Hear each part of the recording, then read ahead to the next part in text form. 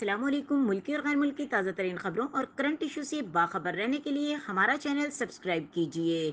रुख करेंगे साहिवाल का। डीपीओ साहिवाल सादिक बलोच ने पुलिस लाइन में प्रेस कॉन्फ्रेंस करते हुए कहा कि जराइम का खात्मा मेरी अव्वलीन तरजीह है।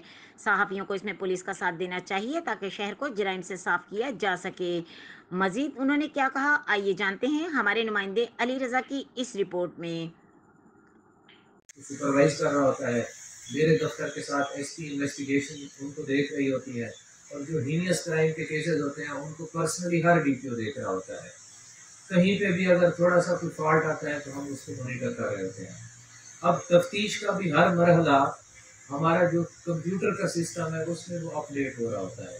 यानी एक मुकदमा जो आज से 10 दिन पहले दर्ज हुआ था, पिछले 10 दिनों में उस तफ्तीशी ने कितनी एविडेंस कलेक्ट की, लेबॉर्ट्री को कब भेजी, किस रेफरेंस के तहत चली गई, वो जवाब वापस आया या नहीं आया, कितनी दफ़ा उसने क्राइम सीन विजिट किया, कितने 161 के उसने बयानात लिए। एनवायरमेंट की उनके लिए कोई किसी किस्म की रोक टोक कोई कुछ नहीं था।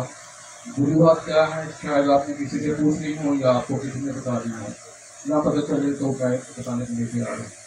तो बहरहाल हमें एक खुशी ये है कि आपको तशरीफ लाने से एफआईआर की बात कर रहे हैं तो रूल ऑफ लॉ यहाँ पे बिल्कुल अट्रैक्ट हो जाता है कि इर्रेस्पेक्टिव ऑफ द फैक्ट कि वो शख्स कौन है, उसने अगर कोई जुर्म सरजद किया है और आपने क्विक रिस्पांस देना है और फ्री रजिस्ट्रेशन ऑफ एफआईआर करनी है, फिर आपके जहन में ये डाउट ना रहे, ये कंफ्यूजन ना रहे कि यार इस शख्स के खिलाफ मैं पर्चा दर्ज करूँगा तो पता नहीं मेरे ऊपर से आसमान गिरेगा और मैं तबाह हो जाऊँगा।